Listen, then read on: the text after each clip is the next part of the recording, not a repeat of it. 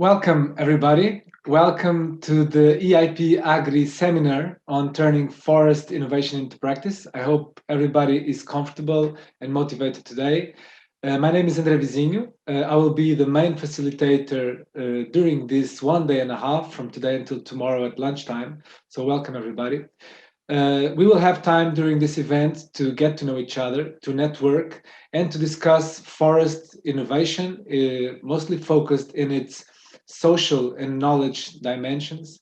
So welcome everybody for this event. Before we begin, I would like to remind everybody that this is going to be a very interactive event during this 1 day and a half. For that, we try to replicate as much as possible a presential event. So we ask you all to turn on your videos and keep your microphones muted during plenary times unless requested. During plenary, we invite you to interact on the chat, and we'll have plenty of times to interact on breakout groups. I would also like to invite you to check your names and rewrite them in the Zoom application, to write first your name, then your family name, and then your country, so that it will be easier for everybody to interact. We will have sessions where we will need to interact individually as well during this event, and that is it. So that is enough for guiding rules and agreements. We hope you all have a great event. To begin and to give us the welcome to this event, I would like to present to you Pierre Bascou. Pierre Bascou is the head Director for Sustainability and Income Support of DAY1, the Director General of Agriculture and Rural Development of the European Commission. He not only has a PhD in agriculture economics, he has been since 2003 involved and leading the economical analysis of the Common Agricultural Policy. And so he's one of the most expert persons in the European Commission about the topics that we are discussing today. So Pierre is going to give us a presentation on why we're here today and a little bit the scope of the European Forest Strategy and all that is around it. So Pierre Bascou, thank you very much for being here. The floor is yours. Thank you very much, and good morning, everybody. Ladies and gentlemen, it's a real pleasure for me to be here with you today, even if it is only virtually. And it's a real pleasure for me to open, I think, this EIP-AGRI seminar, Turning Forest Innovation into Practice. I'm very glad to see that the event brought together such a great mix of audience. I can see we are now 140 persons, including foresters, farmers working on forest aspects linked to forestry, I think vocational education and training organizations, advisors, researchers, policymakers, and others. So it's great, I think, to see, all of you today. With this seminar, we are officially launching the first work program of the European Innovation Partnership on Sustainable Agriculture, the well-known EIP-AGRI for the period 2021-2027. And together with the colleagues from the Support Facility for Innovation and Knowledge Exchange, we will continue our joint action towards closing the gap between research and practice and speeding up, the deployment of innovation on the ground, which are so badly needed in this period of transition. As you know, we are not starting from scratch. The EIP-AGRI achievement from the past 7 years give us a lot of base and a lot of optimism, to build upon. Since 2014, as a reminder, over 2,000 operational groups have been established, and many of them will see the light, of the day until the closure of the program. These operational group projects are key for building an active, thriving innovation ecosystem. On the research side, around 200 Horizon 2020 multi-actor projects were financed up until now, feeding into the EU repository of knowledge, what I would call, ready for practice. And last but not least, the European level networking activity mobilized more than 6,400 experts in more than 100 networking events to exchange about innovation, farming, and forestry practices, needs for further action, research opportunities, and fostering capacity building. So we are very happy that this EIP-AGRI will be enhanced in the future CAP to be implemented from the beginning of 2023. And we are looking forward to building on these successes to support sustainable forest management which in the new programming period should be even easier with further cooperation between with these operational groups, with cross-border exchanges and simplified aid rules. But it's not a coincidence that we start the EIP, the new EIP-AGRI work program with a seminar on forest innovation. As you know, and as you may have read, I think in the press, forests are currently very high on the political, on the policy, and on the research agenda of the EU, and we want the EIP-AGRI to contribute to the activities that are being undertaken in Europe to protect and to develop, I think, the forestry sector. Of course, we cannot talk about forestry and forest without mentioning the new EU forest strategy, which has been adopted on the 16th of July of this year, so a few months ago, and this new strategy for 2030. This new EU forest strategy is a flagship initiative of the European Green Deal. It provides a framework for the forest, I think, to deliver on our environmental and climate ambition, but also for the forest to secure livelihoods in rural areas and support a sustainable forest bioeconomy. This new forest strategy has been developed in parallel, and I would say in very close links with other important policy files, namely, I think, the Fit for 55 package, which has been announced also last July, and that aims, I think, at enhancing our climate ambition for 2050 already by 2030, but also which have been developed, I think, with close links, I think, to other policy initiatives related to energy, of course, to climate, but also to environment policies. This new forest strategy contains significant commitments to combat climate change, to reverse the biodiversity loss, and to enhance, I think, forest resilience in order to ensure the persistence of forest and its multifunctionality over the longer term. And these commitments include, for instance, I think, the pledge to plant more than 3 billion additional trees up to 2030.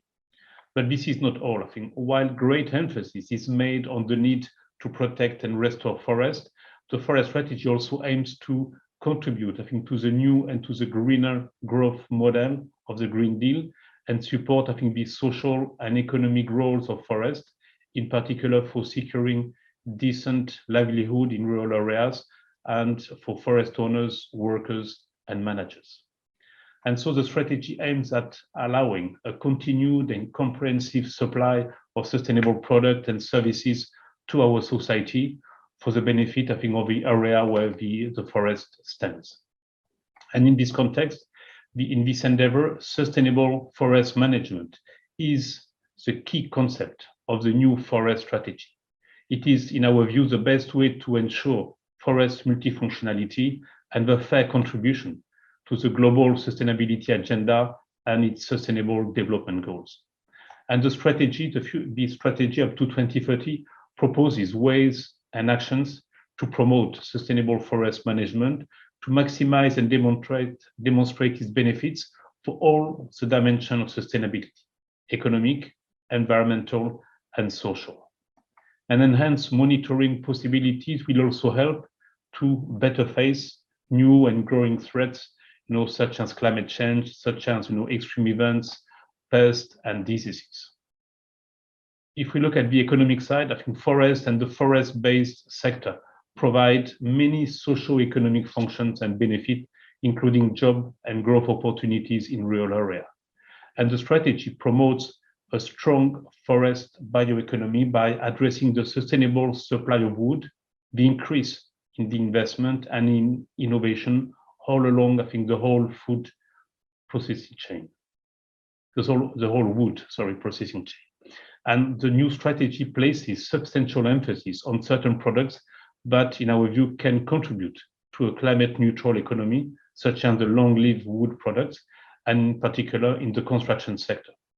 It also supports other uses of wood resources while ensuring that these uses stay within, I think, the sustainability boundaries. So while wood, of course, is and will remain, I think, the most important source of income from the forest, the strategy also aims at diversifying local economies and job opportunity. And this, in our view, should be done through the promotion of non-wood forest products and services, that can provide valuable contribution to the income of rural areas, I think, for forest owners and forest managers. And in this context, I think new schemes will be promoted in the next few years for supporting forest management practices that enhance the provision of certain ecosystem services, including through the facilitation of financial flow through private or public schemes. And moreover, I think the strategy highlights, I think, the role of carbon farming that this carbon farming could play in the future in rewarding foresters for protecting and enhancing further carbon sink in the forest. And in this respect, I think the Commission is going to come forward within the next few weeks with a new communication on farm carbon in order to promote, I think, this new possibility and this new opportunity, I think, for the forest sector and for the farming sector. So let's now turn to the three, in our view, the three key enabling factors, I think, for the future strategy, namely the CAP, research and innovation, which is extremely important, and this is one of the reasons why we are here today, and also the stakeholders' involvement.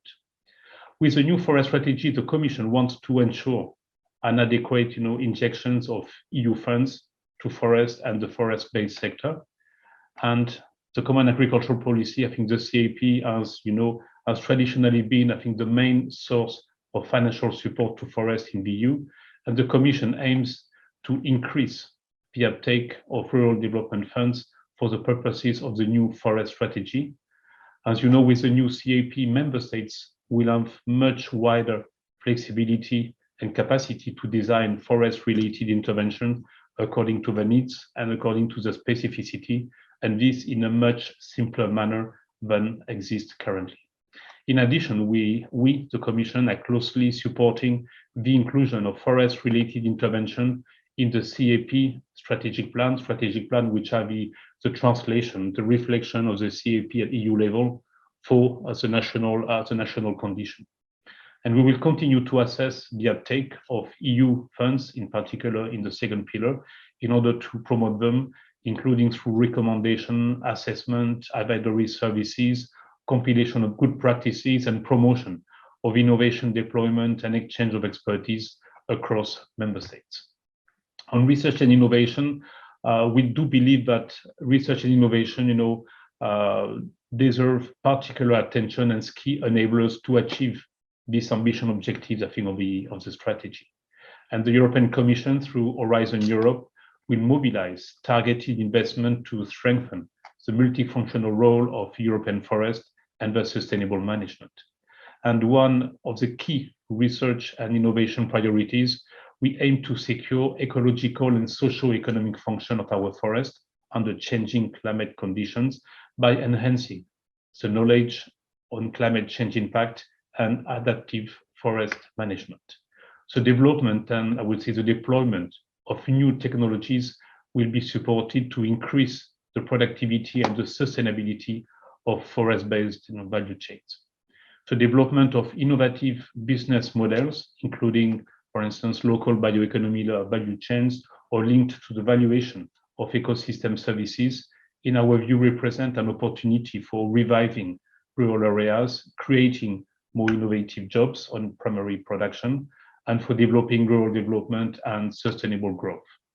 And the strategy also considers ways to accelerate the uptake of innovation by the forest managers and by forest owners to promote knowledge exchange, cooperation, education, training, etc., including, and this is one of the purposes of this seminar, by strengthening the role of forestry in the EIP-AGRI. Regarding, I think, stakeholders, I think we do believe that for the success of this strategy, a full involvement of stakeholders is very important. And in this context, the Commission will greatly rely on and seek the active engagement of all relevant actors and level of governance, from member states to forest owners, managers, forest-based industries, scientists, civil society, etc. And for this, the Commission will reshape the EU forest governance bodies to ensure that this engagement is fully effective. And the Commission will in particular seek and build on the engagement, motivation, and dedication of the practitioners on the ground, the forest owners and the forest managers. So in this respect, and this will be my last words, I am confident that this event will make a difference for our foresters and other concerned land managers in the EU. And I'm really looking forward, to hearing about, some of the innovative practices and technologies today. I am sure that many of you will take home, some new ideas and some new knowledge to apply and make a difference, for our forest that we so badly need. So thank you very much for your attention, and I wish you a very fruitful 2 days, for this seminar. Thank you very much. Thank you so much, Pierre. It has been a pleasure to meet you. It's a privilege to have you here today, and thank you so much for all this scope from the present and the future of forests in the scope of European Union and its mechanisms. Thank you so much. So some of you have already started asking questions on the chat. So we will have a couple of minutes after the next two introductions to get one or two feedbacks from Pierre and Gerhard Weiss, our coordinating expert. So feel free to write your questions on the chat, and we will then address them in a few minutes. So now, to continue, I would like to welcome Pacôme, Elouna, Eyenga. Pacôme is our beloved leader of the support facility of EIP-AGRI, European Innovation Partnership on Agriculture. He's been here since the beginning and is our team leader. Pacôme, the floor is yours to welcome us to this event. Thank you. Good morning, Andre. Good morning, everybody. Welcome to our first event, the first event of the EIP-AGRI support facility. It is in short. In fact, it is the support facility for knowledge and innovation, including EIP-AGRI. So as Mr. Bascou said at the beginning, the EIP support facility is taking over the job that the EIP-AGRI service point was doing. So from 2000 for the new period. So we will try, as we did in the past, to provide you the best service and the best product as much as possible. For this first networking event, I would like to introduce you the team who prepared the event. The team of the EIP-AGRI support facility is broader than the one you have here. I would like also to thank Bea, who started working on this event early this year, during the summertime, I would say, together with Stefania, Alexander, who are newcomers in the team, but they have been very well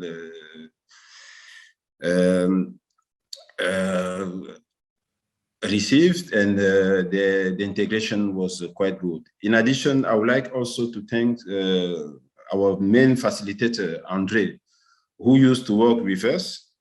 In addition to Mr. Gerhard Weiss, you would see during the event, there are a lot of other colleagues who are there. There are some new faces, there are some old faces. Most of them are very much experienced, and they have expertise and also knowledge on the topics. In addition to the colleagues from the support facility, I would like also to thank our colleagues from the support facility for communication and logistics. You don't see them, but they are very active in back office, as you know, to have everything running smoothly on Zoom and all the other technical issues. You have Gaia and another colleague, I think Tommaso, if I do not mistake, who are there in the back office supporting us to provide you the best experience we can. And on top of that, our communication manager, Ina Vanoy, who is also assisted by Tina Defoe. Those are the main colleagues who have been preparing this event. And I hope by the end of those 2 days, you would enjoy the interaction, but also meet new colleagues and why not partners to further collaborate and initiate some new project in the future. Thank you very much. And I hope you will enjoy the 2 days and everything has been done for. And I hope if you have any question or you have any complaint, do not hesitate to go back to one of my colleagues or myself. We are here to serve you. Thank you very much, Andre. Thank you so much, Pacôme. It's a privilege to work with this team from my side. I am sure that everybody will love this very interactive event, as we normally do. So now I would like to pass on the word, before I pass on the word, I would like to present Gerhard Weiss. Is a researcher in the University of Natural Resources and Life Science in Vienna. He has been working in these themes of forest innovation in the social knowledge and different dimensions almost for a long time. So he's really an expert on this topic. Gerhard Weiss, the floor is yours to give us a little bit the scope of what we are discussing here today and tomorrow. Welcome. Thank you, Pacôme. Thank you, Andre. Dear participants, my name is Gerhard Weiss. Good morning to everybody. In my short presentation, I will first tackle the question, why is innovation important in forestry? So, well, there are necessities and opportunities. So like in any sector, there is a constant need for innovation because the environment, the global environment, the economic and social environments are changing. And in forestry, we know that the globalization brings often increased pressure, economic pressure, but then there is also this other crisis, the climate crisis, which needs adaptation of forests to the changing climate, and also the question how to benefit from the forest for mitigation. So the increased use of wood to mitigate the changing climate. But besides necessities, there are also a range of opportunities, because with the changing society, there are also new demands. So for circular bioeconomy and sustainability, there are increasing demands for forest products, not only wood, but maybe also resin. Well, and besides of that, we also have increasing demands for multiple values, such as spiritual or recreational values of forest, and those not necessarily need to be a burden, but they can also offer opportunities for new marketing possibilities.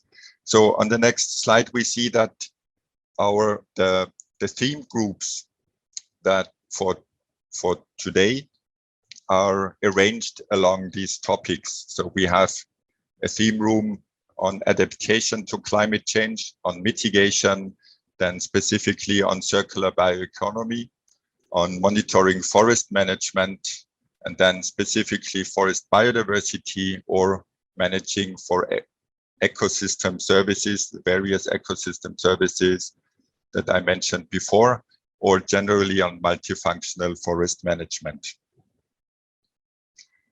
And with the next click, we see factors and actors, well, supporting factors in innovation processes, because in the discussion, so on the next slide, we will see those factors that are important in innovation processes.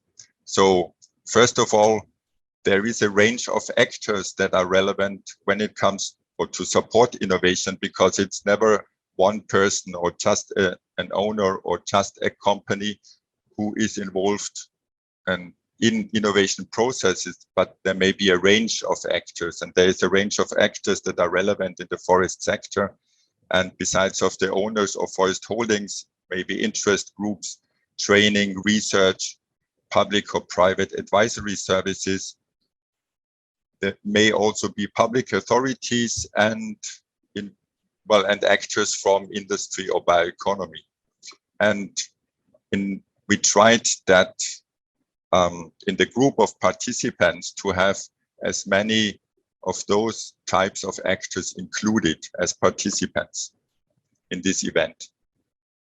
And the questions today should focus on factors for innovation processes. So factors such as where inspirations for innovation come from, what's the motivation for innovations, where information comes from, how is it financed, or the collaboration between those actors that were mentioned, and they are often importantly cross-sectoral. So in the next click then, we see that we call those factors, that's what we understand by social innovation in this meeting. So these are the social factors or social dimensions of these innovation processes. And with this, I say thank you, and I hand back to André. Thank you so much, Gerhard, for giving us the scope, the purpose, and the frame of our discussions. Forest innovation is indeed a big theme that we will open today and tomorrow. So thank you so much for this small introduction. Now, we have a couple of minutes just for one or two clarifying questions, or one or two questions that we can direct now to Pierre Bascou, because he's here today and it's a privilege, as you've seen. So the idea is that all, very kindly, Pierre has made himself volunteer to answer all the questions that we are now collecting by writing. So because we don't have time to address them all today in the morning. So the idea is just to place one or two questions. So I would like to ask you, Gerhard, our coordinating expert, from the questions that you've seen in the chat, would you like to select one or two to address that you think are the most appropriate for now? Well, one of the first questions related to the funding for forestry measures. So is it true that there is there will be increased funding for forest-related measures? And what would be the priorities? Because with the Green Deal and the forest strategy, there's this whole range of possible measures and innovation fields, from bioeconomy to biodiversity. And that's certainly difficult or a challenge to balance. So what will be the priorities from EU level? Thank you very much. Thank you very much for this question. I think it's very pertinent. I would like to clarify. I think there will be additional funds available through the CAP. Clearly, I think the CAP budget has been increased, but I think the funding which will be allocated to forestry will depend on the strategic plan which are elaborated, I think, by member states. What we have done and what we are going to do is, first, we have facilitated the use of CAP funds, I think, for the forestry sector, in order to, and this, we have done this by clarifying, but we need to increase, I think, the support at member states level, I think, for the forest, in order to address, I think, our climate, bioeconomy, and environmental objectives, where forest, I think, has a significant contribution. We have also promoted and we have reduced, I think, the administrative burden associated, I think, to this funding. We have also made recommendations to the member states. Last December, basically 1 year ago, I think we have issued, I think, a whole set of recommendations, one for each country, in which I think the forest and forestry sector has been quite, prominent, in order to address, as I said, climate, environmental, and economic, objective, I think, of the primary sector. And what we are doing is that we are promoting to the member states, I think, the development also of, ecosystem services, support schemes. After that, I think we see, I think, the promotion side. We will see when the member states will submit to us at the end of the year, I think, the draft national strategic plan. I think to what extent, I think, the forestry sector has been covered. And we will, of course, I think, promote and incentivize, I think, the member states, I think, to use this the CAP to in order to support, I think, the forest sector in its different objectives. So I think we can talk about, investment for restoration, which will be important, investment for afforestation, and of course, I think the support, I think, for the sustainable forest management, which is absolutely key. What we want is to increase, I think, the quantity, but also, and I would say maybe primarily, the quality, I think, of the EU forest. So what is important for us is, once again, to facilitate as much as possible, I think, the uptake of this fund under the CAP. And also, and this will be in the process of the validation, because this strategic plan at national level need to be validated by the Commission. We will make sure that, I think, the forest, I think, receive a significant part, because this is seen as a very important item. Maybe I think one additional element, if you allow me, is that as today there was some question related to the integration, articulation between agriculture and forest, and question about the property rights at national level. This, in my view, will remain within the remit and the competence, I think, of the member states. What the Commission will do is to make sure that, I think, the way they are implemented, the way they are used, but I think we manage, I think, to deliver on these multi, environment, climate, and economic purposes that we want to assign, I think, to this sector. We have also removed a lot of, I would say, limitation that existed in the level of premium, but it was possible to grant, I think, to some measures. We have facilitated also, I think, and removed, I think, all kind of constraint that existed on some measures. So what will be available, I think, for the member states, I think, will be a much easier and, I would say, a much more supportive financial framework, I think, in the future. But we shouldn't forget that the CAP is a main, I would say, public funding at EU level. There are also other public policies at EU level. I think the recovery plan, I think regional development policies, etc. I think the research Horizon 2020.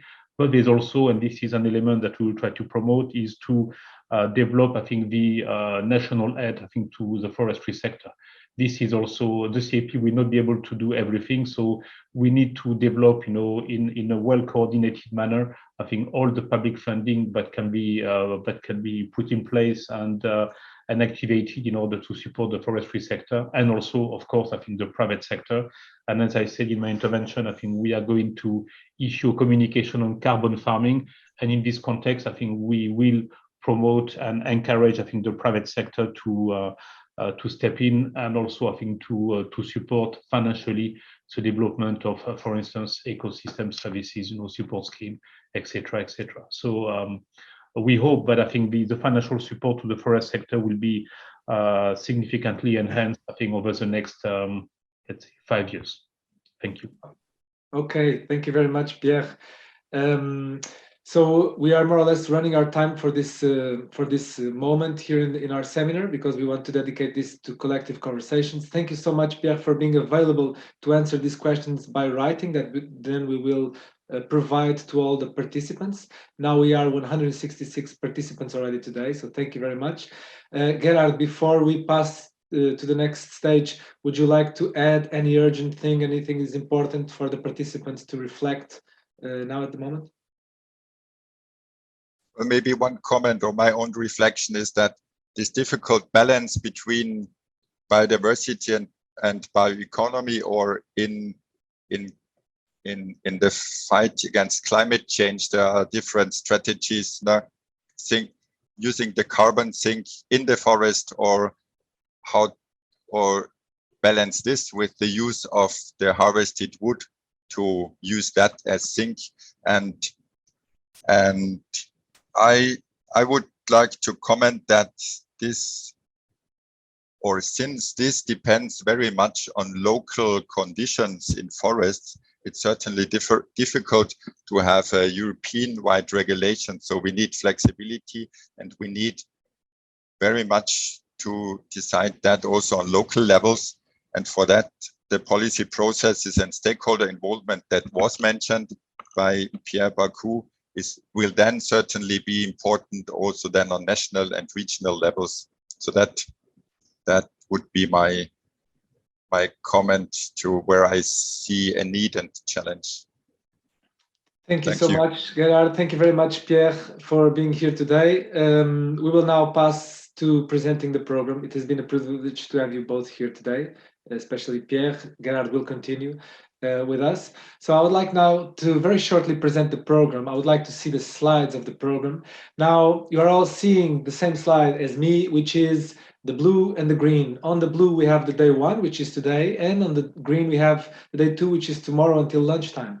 So what we're going to do in these next 2 days, as you've already understood, is discussing forest innovation. So how can we look at the forest innovations? What are the forest innovations that inspire us? This will be the main trigger for today in the morning. We want to listen to inspiring stories of forest innovation, and we want to know how can we mainstream them, how can we scale them up, scale them out, scale them deep, sustain them in time. So this is going to be actually the main discussions for today in the morning until lunchtime, and tomorrow in the morning until lunchtime, where we'll finish the event. Today in the afternoon, we have a totally different session, still focused on forest innovation, on how can we improve forest management in the next 5 years, which is actually probably the reason for why we are all here today, and probably most of you are full-time dedication work. So in the afternoon, we don't have a discussion directed towards any reporting of this event. We have a moment just for you to meet each other. We call it a brokerage event or an open space market. It's going to be like the coffee breaks in conferences, where we want everybody to meet around the teams that you want, talking with the people that you need about the things that most interest you. It's going to be a very interactive event. So I see that some of you are already getting to turning on the microphones. What I would like to now to tell you is to show you the map that we have in the Padlet map. It's the next slide. So the next slide shows us this, where we are all coming from. So this is a print screen from the map a few days ago, but now we are many more. At that point, we were only 23 people on the map. Now we are almost 150 people on the map. And if you follow the link that you've been, we are 117 now. So, and we are 168 people present today. So during the event today and tomorrow, we invite you to go to the Padlet map that you can find the link on the chat. Place yourselves there, because this will be also a moment not only for us to see that we are coming from all around Europe, but also a tool that we will then export and send to all the participants. And you'll basically have the profiles of everybody, the links to where you're coming from, and this is a nice tool. So I think this is enough now for the slides. We are going to have a very interactive session today. And so right now I would like you all to turn on your video.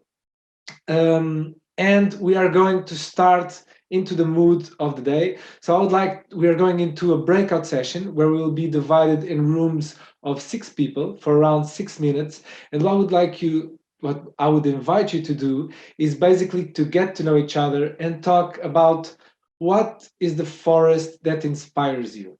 Okay, so we are going to be really informal. We want to get to know each other, and this is creating the mood for all the discussions that we were having today. So it's a little bit like an energizer. So everybody get ready, turn on your video. You are going to be alone with no facilitator in a room with 6 people that probably you haven't met before. So we wish you fun in the next 6 minutes. See you soon.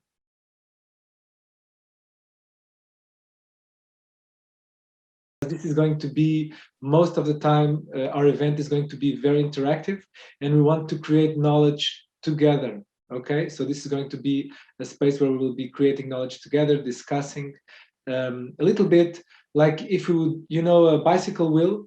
So a bicycle wheel has the tire and this metal part around, and then it has an axis in the middle, and then it has these wires that connect it. Okay, so basically we are the tire of the bicycle. And what we will do today is we will get together and make a wheel with our conversations all together. So if only one of us talks, the wheel will not work. So ideally, we all talk, we all create a story together, and we create a bicycle wheel in each conversation. So that's a little bit the mood for our event. So welcome back, everybody. We hope you had a nice moment.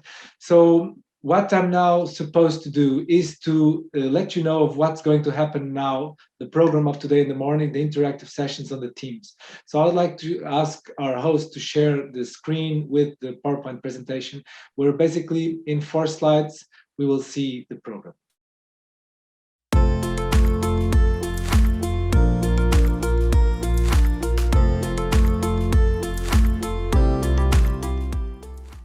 get ready. We are now going into the phase 1, which is until lunchtime. So we have already had some introductions.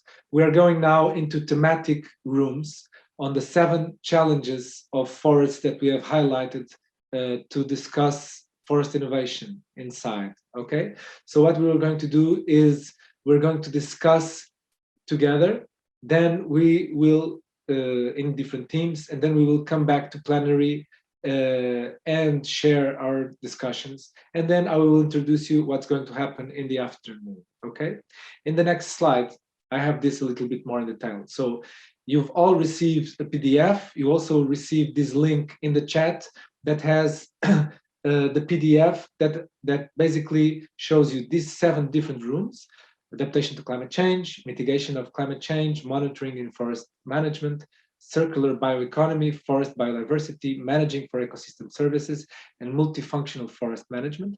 So we are going to divide you in equal numbers in these different rooms. So it will be maybe 20, 25, maximum 30 people in each room. You are already placed in one room. Okay, some of you are in the first choice that you asked in the registration of your answer, but some of you are in the second choice. So thank you for your flexibility. We use that to be able to have equal numbers in the rooms. And so you should now follow in that PDF which room you go to. Okay, you should know. And if you cannot follow the link through the PDF, the link to your rooms will be on the chat. Okay, so this is the first thing that you need to know. Before we go, I want to explain you a little bit the process. So on the next slide, you will see the process of what's going to happen. So after I present to you all this, we're going into these theme rooms. Okay, I've presented this many times in the preparations of this event, so it's now a pleasure to present to all of you. Thank you all for being here. So from 9:45 to 11:45, you will be not in this Zoom meeting where we are now, you will be in another Zoom meeting. So you need to close this meeting, follow that link that I just told you about, and enter into a team meeting of, example, forest biodiversity. Okay, so you go into that team meeting, and there you will find around 20, 25 people, and you will have a facilitator there. The facilitator is a person that is going to help you out through the process of what's going to happen between 9:45 and 11:45. In the middle, you will have a coffee break, luckily. Okay, so the main objective for today is to discuss forest innovation, and we will start by looking at forest innovations that inspire us. Okay, things that you remember, one story that you remember that really inspires you, that is an interesting forest innovation that has potential for replication. Okay, so we will start by listening to one story from somebody that we invited from among you to present one story in this theme. Okay, inside forest biodiversity, this person is going to tell either a project or a story that this person is involved in on forest innovation. Okay, so you to get a little bit the frame, and then after this you will be divided into 2 rooms. Each room will be again the same number of participants, more or less 10-15 participants in each room, and you will also have a facilitator there. And there we will ask you, the facilitator will give you a link to a website where you can basically write a teaser, let's say a short title for this story that you remember that is interesting. Maybe it's method of forest planning, maybe it's a knowledge, new knowledge, new technology that is based on knowledge, maybe it's a new cooperation approach to managing forests. It's something that you think is inspiring inside this specific theme that you are, but it's basically an innovation. So we ask you to write a small teaser, a title, and a little bit of more information. You have to write your name there, okay? And with this, we will choose, because we don't have time to listen to 10 or 15 stories in each room, we want to maybe listen with a little bit more quality instead of listening to all of them in a superficial way. So we'll try to score them, kind of vote. So we ask you, after you write your teaser, we ask you to put some likes, maximum 4 likes, please. And then the stories that have more likes will be the ones that you will listen in your room, okay? And then the idea is that you listen to the story that you all want to listen to, and then you explore a little bit. So what do we want to explore? We want to explore what is particularly inspiring in this story. is this adaptable to my context and to our context and to the different regions and forests of Europe? What are the supportive factors and actors that make this innovation happen, sustained, and can it be scaled up and so on? So we want basically to improve forest management in Europe. So we're looking at forest innovations in these knowledge and social dimensions, okay?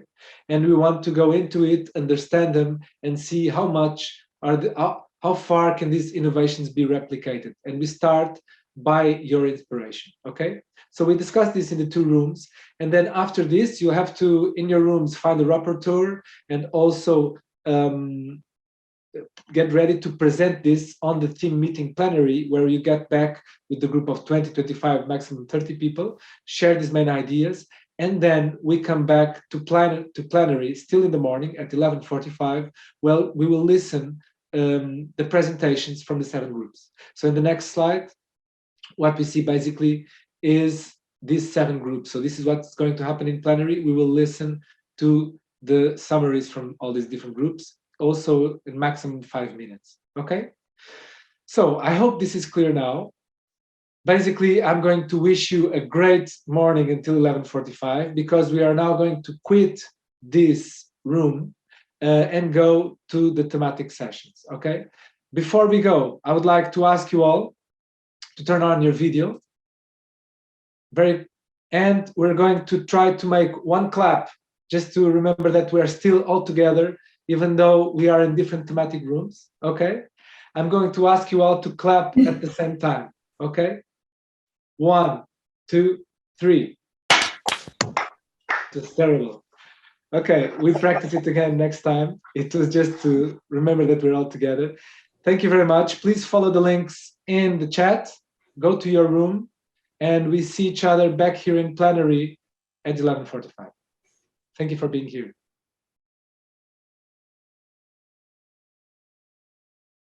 Welcome, everybody. We are slowly entering the room. Everybody's coming back. So we take a few moments to let everybody come in. Let's hope nobody got lost in the process.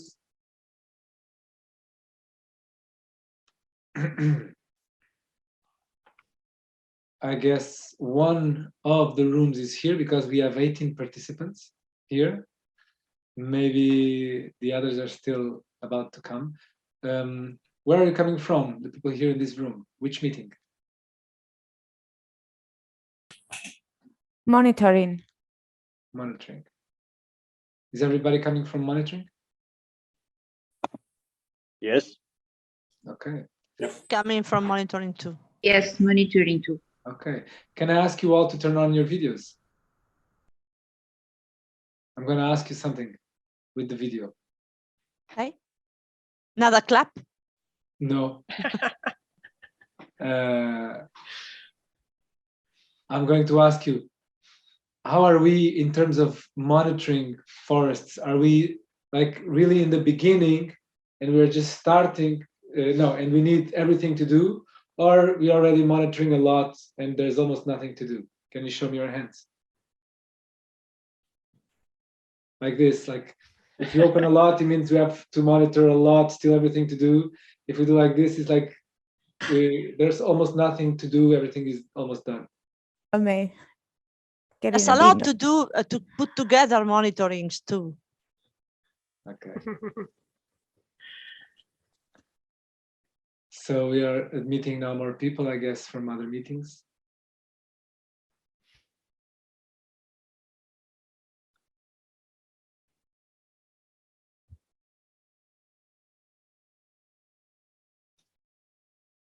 So we have to slowly admit 165 people. It would be a nice moment to make an exercise. You want to make an exercise? It's something that we will do in plenary after lunch, so we can already train. We can try to count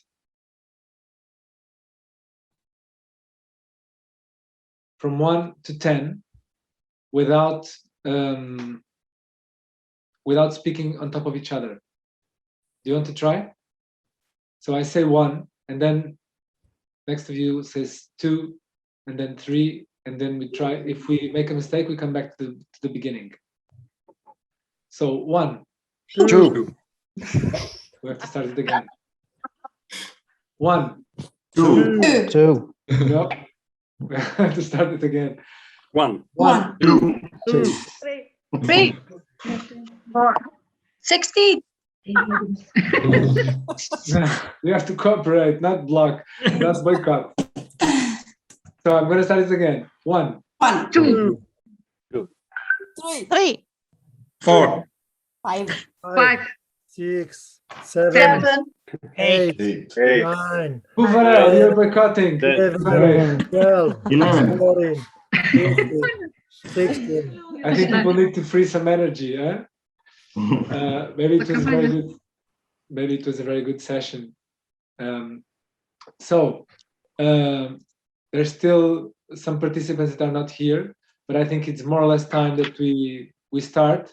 I'm gonna ask my colleagues to keep on admitting people, and I think we should slowly start. So first of all, I would like to ask you all if I'm sure some of you had difficult technical issues to start off, but in the end, was your discussion interesting and pleasant? You raise your arms. If it was boring and very bad, you make them disappear.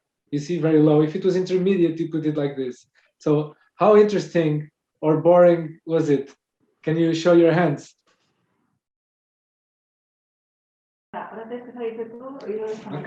Okay, nice to know that it was interesting. So thank you all for being back again on time on plenary. So now it's time for us to listen to what happened. So we have until let's say 20 minutes to listen to what happened from the different groups.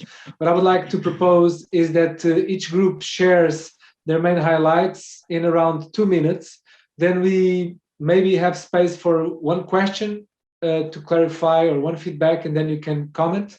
In total, we have 3 minutes for each theme, okay? So it has to be energetic, quick, and interesting. So I'm going to ask our host to share the slide of the themes. I know that some of you, all the groups actually by now have notes inside, except the first one, which is adaptation to climate change. Do you want me to share, Gaia, as you're having some issues?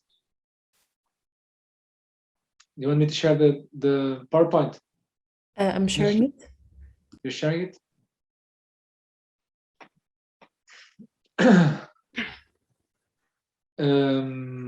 So now, next slide, adaptation to climate change. It's empty. You're the most special group, the only one that does not have...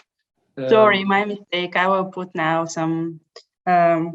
we have the conclusion written in the Padlet, so now I'm just transferring them. Just a second. Okay. So could you, Andre, could you please continue with the second group until I'm doing this? Okay, we can. So let's listen to the second group, mitigation to climate change. So you have 2 minutes to present this in an interesting way. Who is the speaker? Okay, so probably it's going to be me. Okay, because we had 2 reporters from the 2 breakouts, but I would like to sum up very briefly, and probably I will start from the end of the slide, because the most interesting keywords were set in the end of the breakout rooms or the team plenary. So what we need to mitigate the climate change in the framework of the forestry systems is to, first of all, educate people from the young age. So we should start from the children and also general public.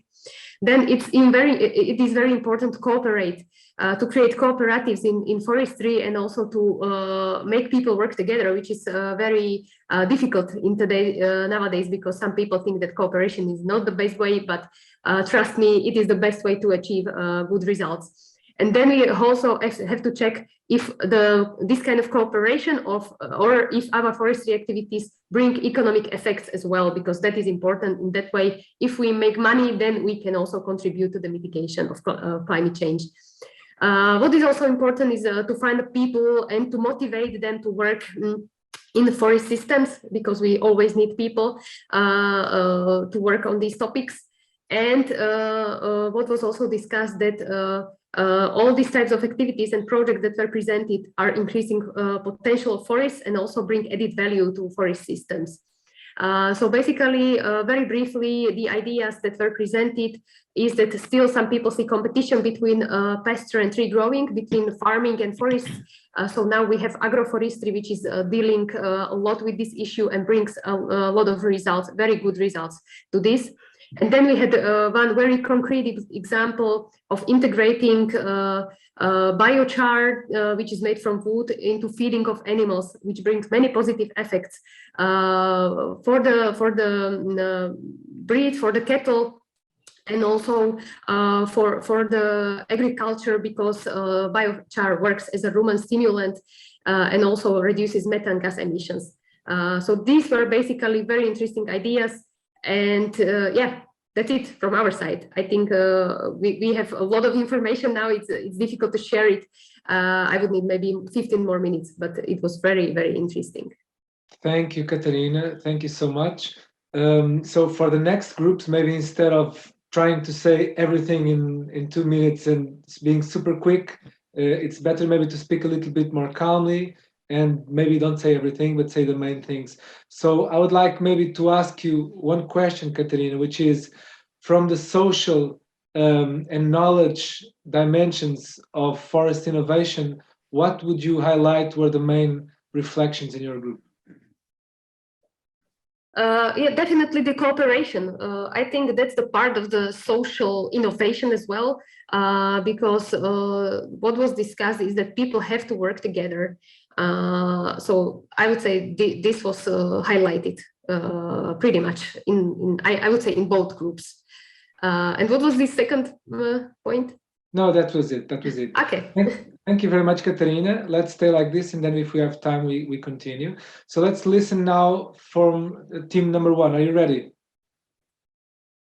Adaptation to climate change.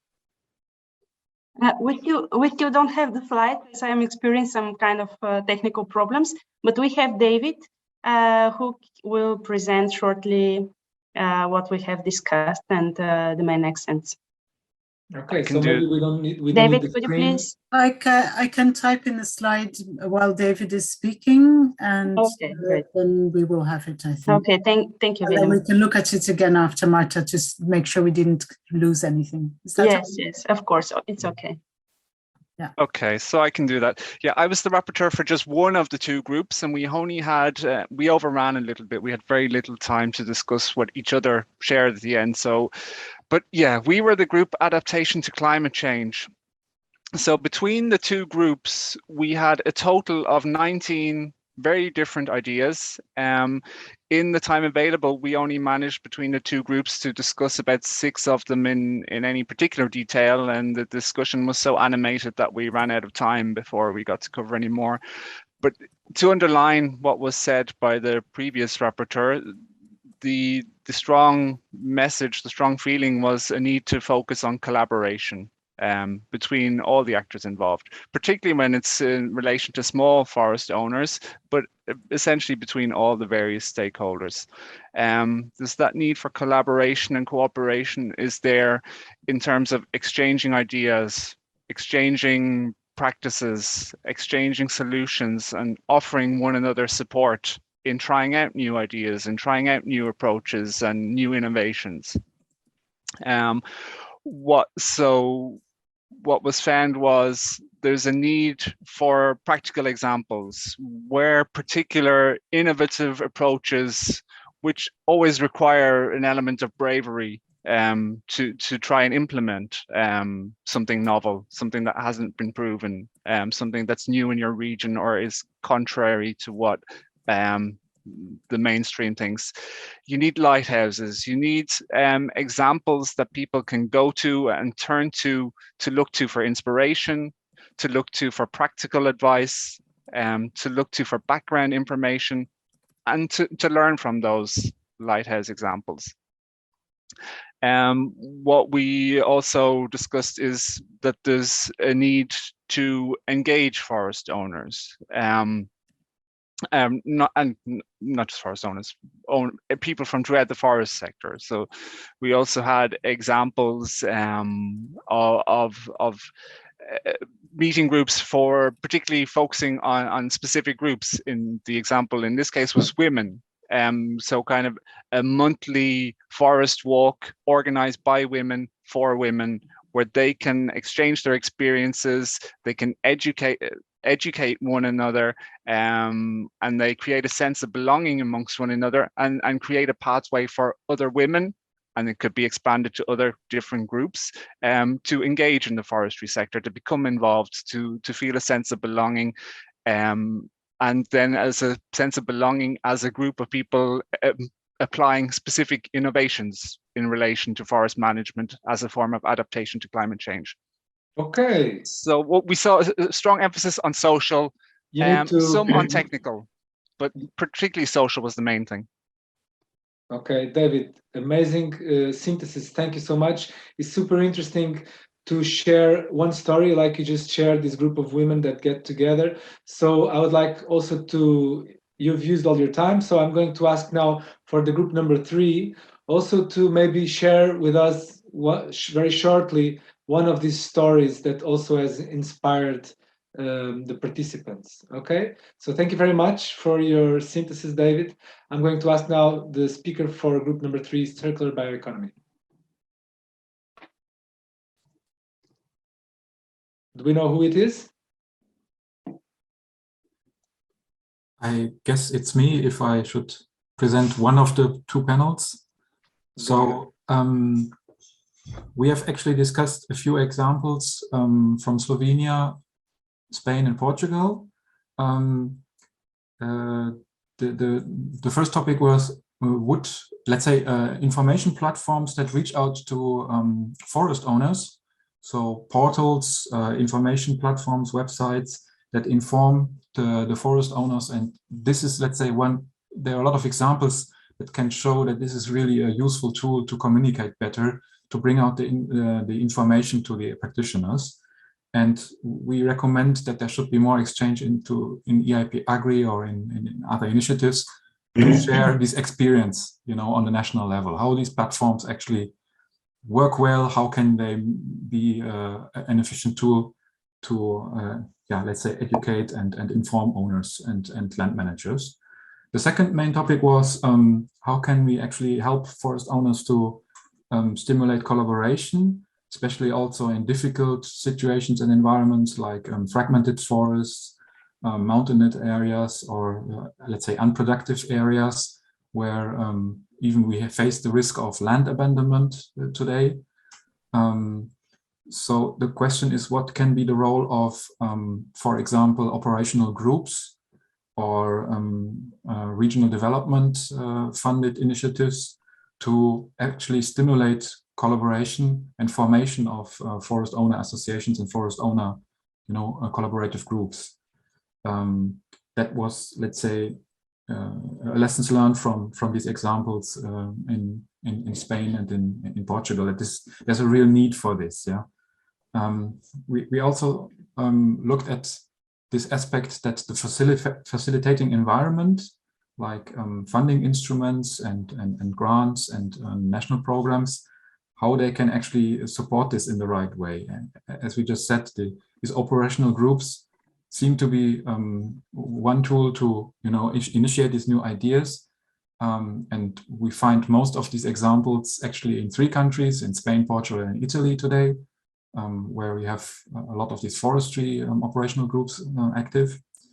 But how can this become more sustainable? What are the funding tools and the support tools in the facilitating environment to make this a more sustainable approach? Yeah. These were the 3 main points we discussed. Okay, and you reached specific conclusions in all of these topics? Well, we recommend that these are 3 main, let's say, areas that we should explore much deeper. There are lots of examples in, for example, the Rosewood project. There are lots of examples in many of these operational groups, but this seem to be three main directions, yeah, to continue collaboration there. Okay, thank you very much, Uwe, for your synthesis and overview. So I think now it's time to listen to theme number 4, monitoring. Sorry, I was just reporting for one half of this group. There were 2 groups in circular bioeconomy.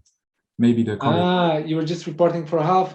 So it's a pity now the second group doesn't have time now. We will create 30 seconds, 1 minute for you. Okay. Yeah, please. You should do part so. Of the group. Sorry. Second part of the group of circular bioeconomy. If you can, in 1 minute, please make your case. What was interesting? What did you find interesting?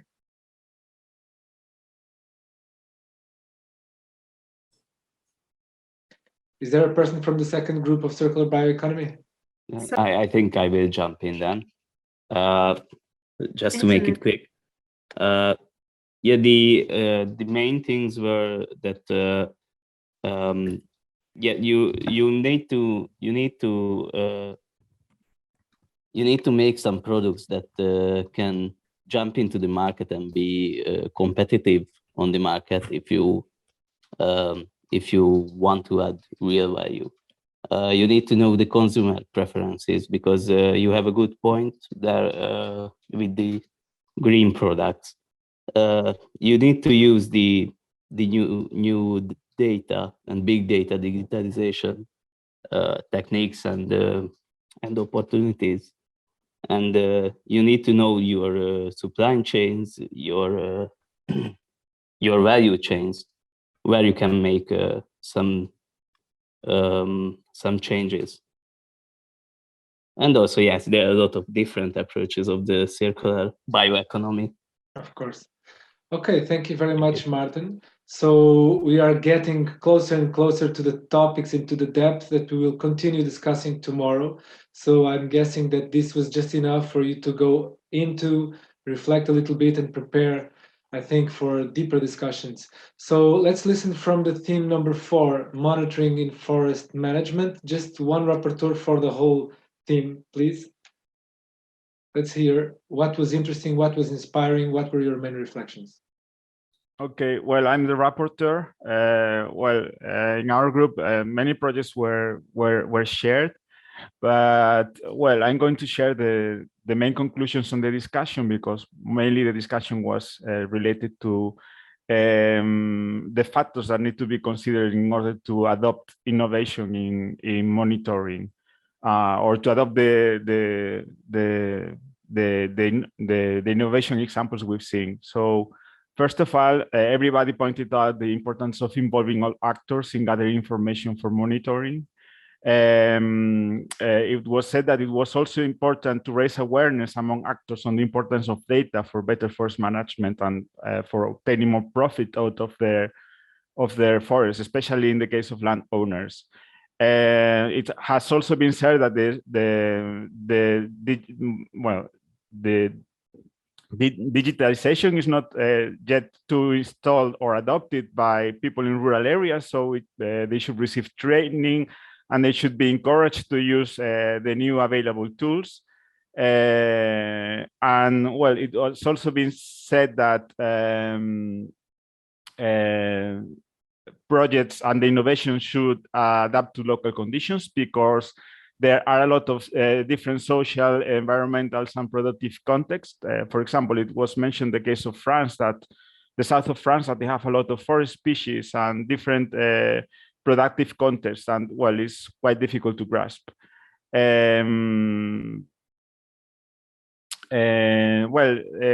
Related to this, it was said that this can, well, another issue too was the special context of gathering data in forestry, because we are talking about long processes, production processes. It's not like in agriculture. So, for example, before cutting a chestnut, you have to wait for 80 years, and in order to get to monitor that, you have to gather data for a long time.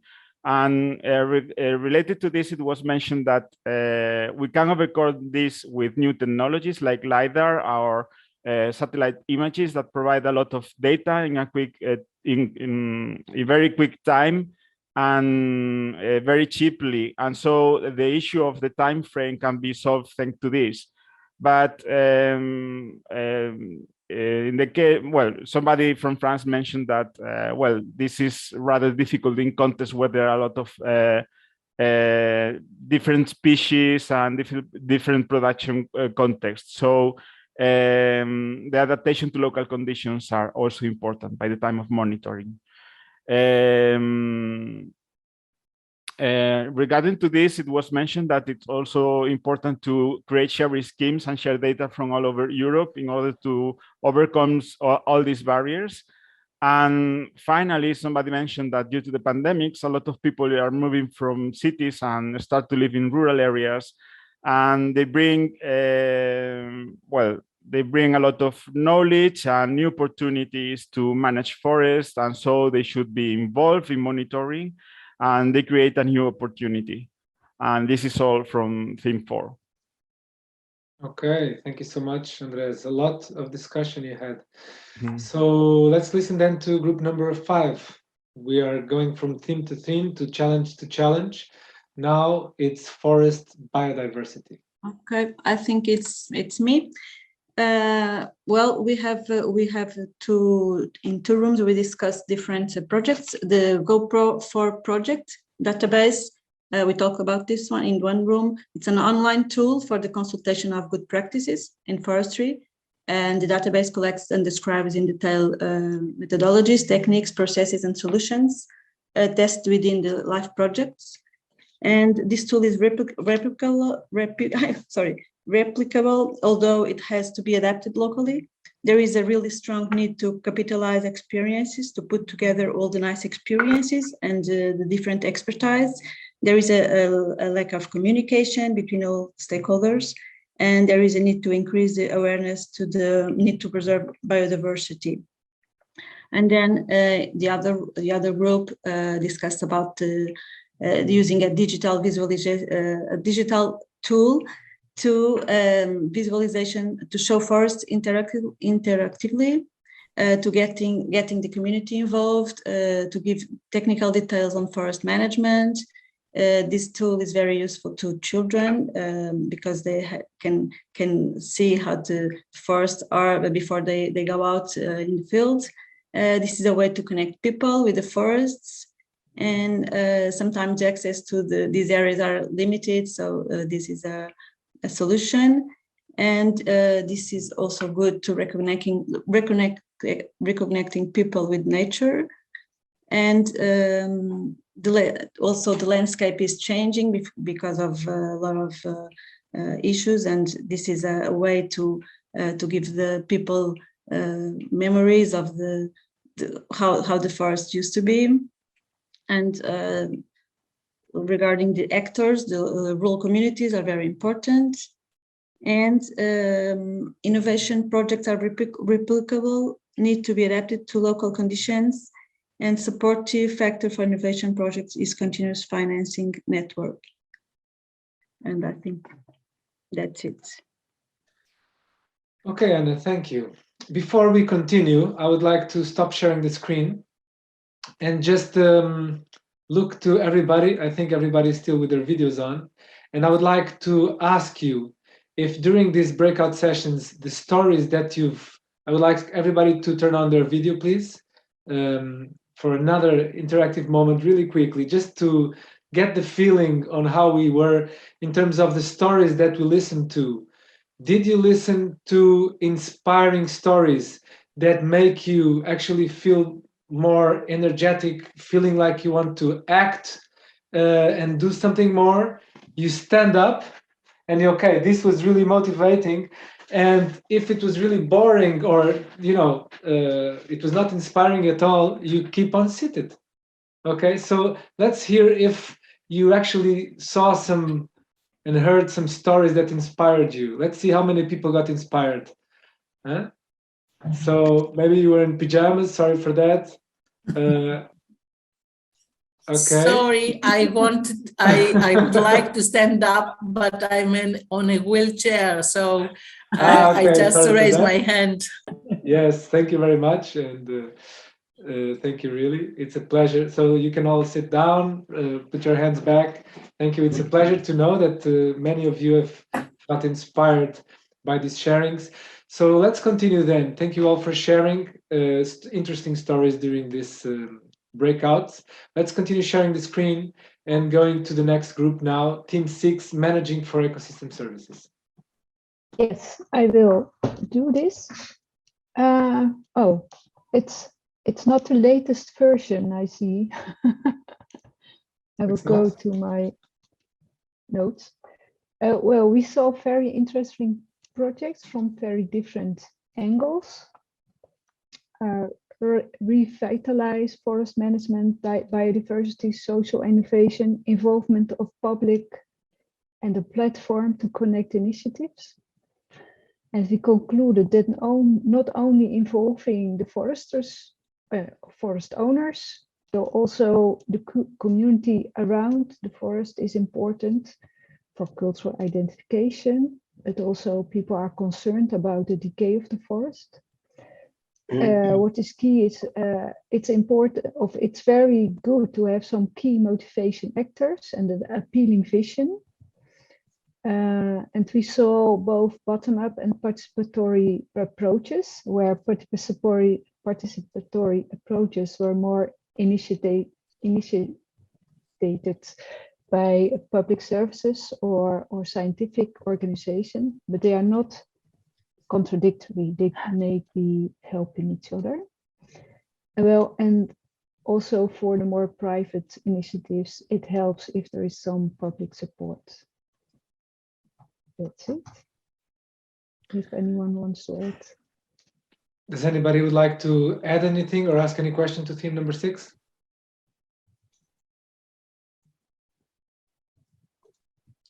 Okay, then thank you. Let's go to theme number 7. Multifunctional forest management is our last theme, and then I will ask Gerhard Weiss, our coordinating expert, to comment and give us an overview of all these reflections, examples, stories, and ideas that we've just listened to. So theme number 7, it's your turn. We had very interesting stories, contrasting stories, mainly from Ireland and from Italy, completely different realities, but also from other countries. We discussed a lot. It was very interesting, and mainly on the importance of non-timber products. There are a lot of products, and many times the producers and the general public don't know their importance, and this needs to be disseminated and needs to be valorized to the general public also. We discussed on the multifunctionality, which needs value change. Some of these chains have been lost, such as resin, but are now back again. And we have to create new ones because new products are appearing, new offers are in the market, and we have to create new value change and adapt them to new products.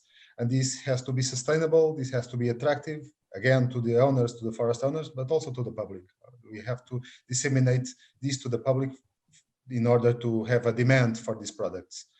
And we need to incorporate knowledge, local knowledge, and also innovation management.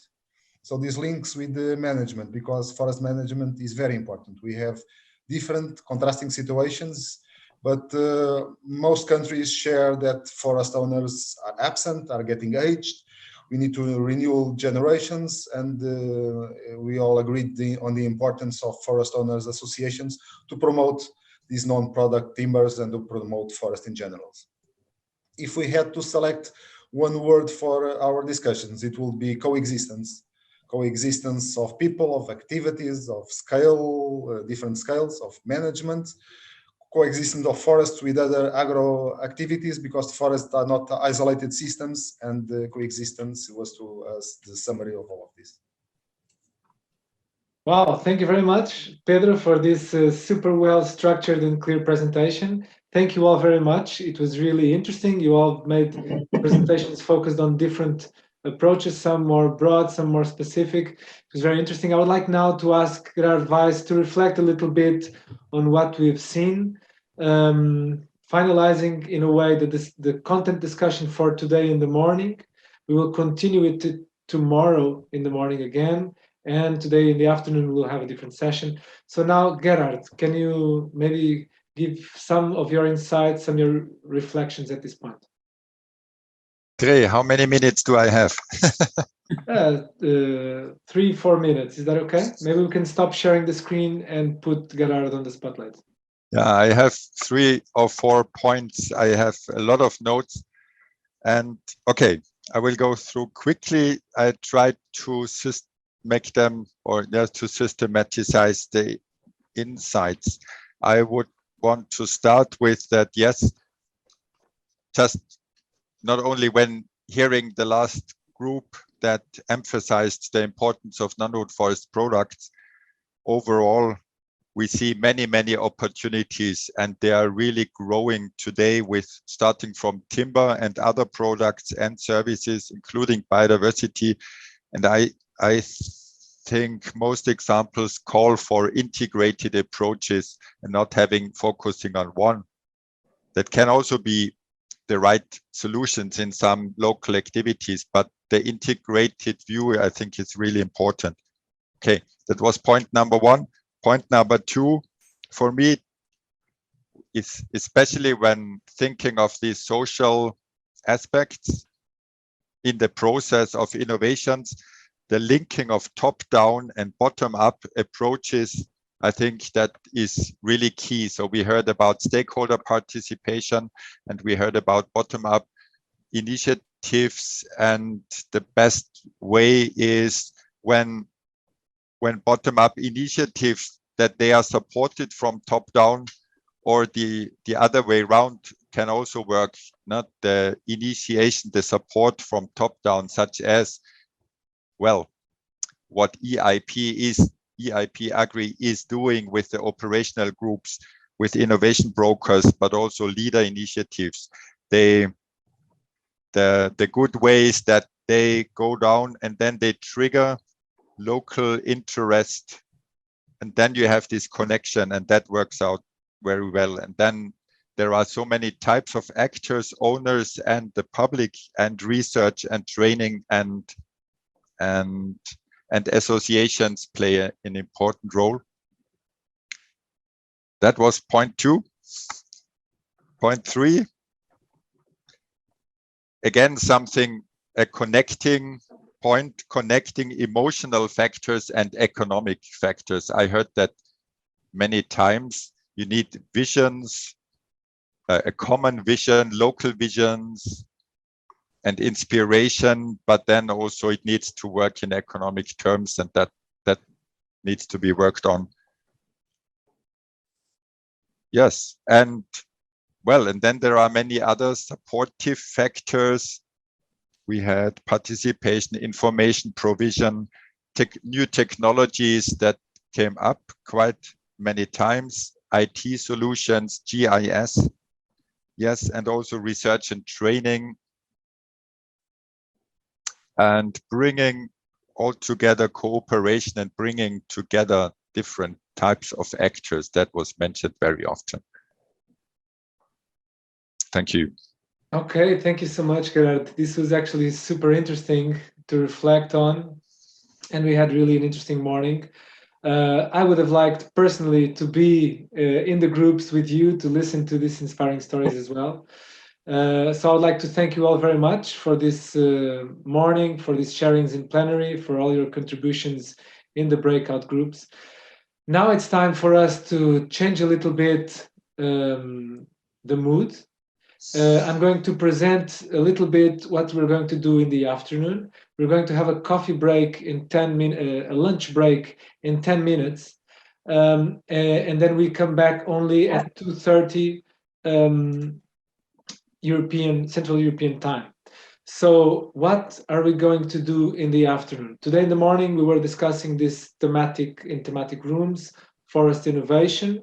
We highlighted and brought generally all these different perspectives, and tomorrow we will continue focusing on the different types of innovation, going deeper so that we can reflect more. But today in the afternoon, what we're going to do is a very innovative, informal session that is basically going to invite you to speak about whatever you want during 1 hour with the people that you want in 20 rooms that will be free and are now absolutely free. So in the next slide, what you see is basically the support where we will use it. Where we will create our agenda together. So after lunch, we will have this open space agenda, which is a link online where we can write, just like a Padlet that you use now to share the teasers of your stories. We will use a similar tool, another link, but it's very similar to that, where we will have 20 rooms with in the horizontal bar, we go to the right, and basically we can we have different rooms, and now there's nothing on them, so we will create the discussions. The idea is that we have space for group discussions, but also if people want to meet individually, they can meet individually. So why are we actually inviting you to speak individually? In the next slide, we see something else that we are going to read in the afternoon and interactively see and browse in the afternoon that you have already started filling in, which is another Padlet, another link with the needs and offers. So this is now not the updated one. This is the print screen from the beginning. Now you will see in the afternoon the big list of needs and offers, a little bit more offers than needs. But basically the idea is that we invite you to share your needs and share your offers.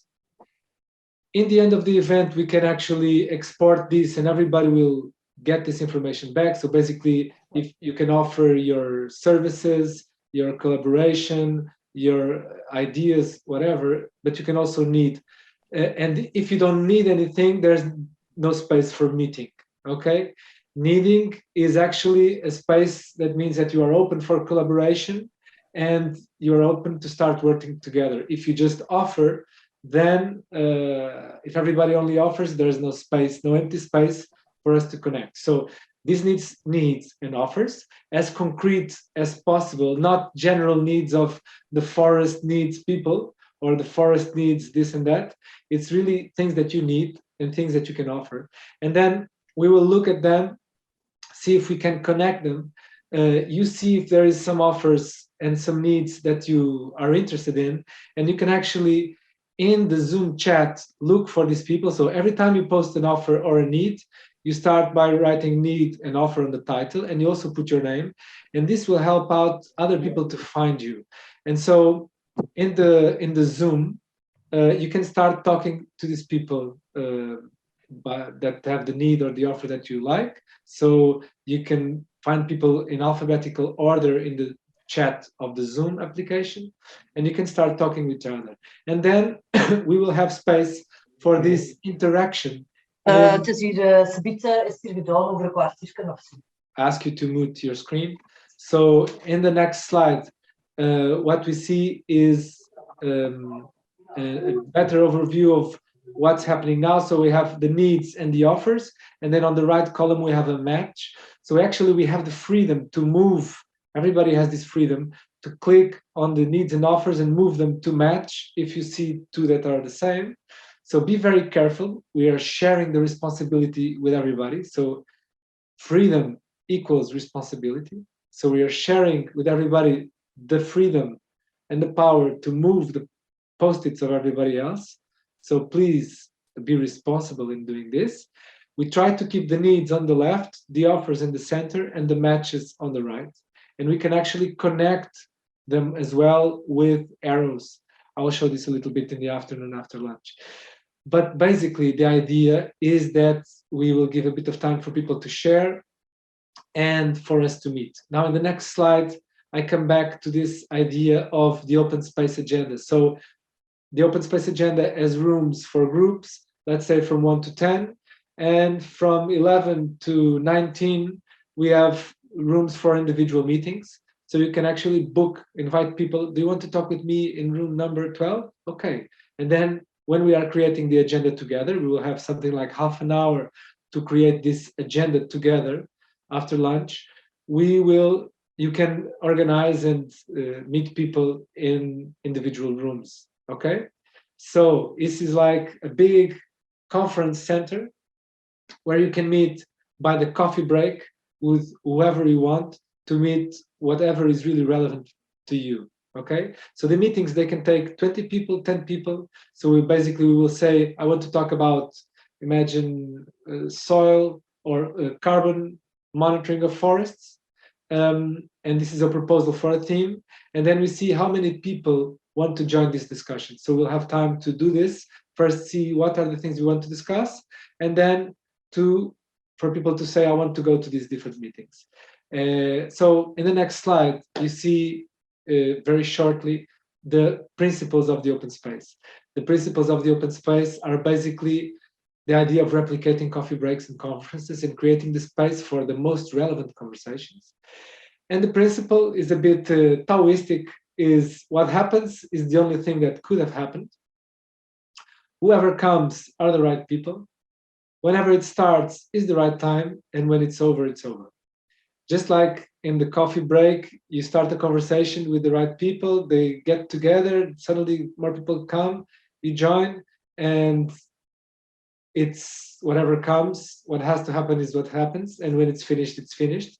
And also, if you feel you want to go to another conversation, you can use what we show in the next slide, which is the law of 2 feet. Basically, if you are not learning or contributing in a specific meeting, you can leave in the middle of a meeting and go to another one, okay? So it's absolutely free. In the afternoon, we will have a networking event where we will discuss the things that are most relevant to us, okay? In the next slide, really, really quickly, I will just, in the last minute before lunch, show you that we will have this link. We'll show this to you after lunch. We think what we want to talk about, we write it, we place it in a room, we present it in plenary, or not everybody can present. We don't have rooms for 150 rooms. Then you see choose what rooms you would like to go to, and then we start the meeting. So this is it. I think we can stop sharing the screen now. In the afternoon at 2:30, after 2 hours of a nice, relaxing, strengthening, energetic lunch, we will come back to basically meet each other on the most relevant things that we want to talk about. We hope it's going to be super interesting.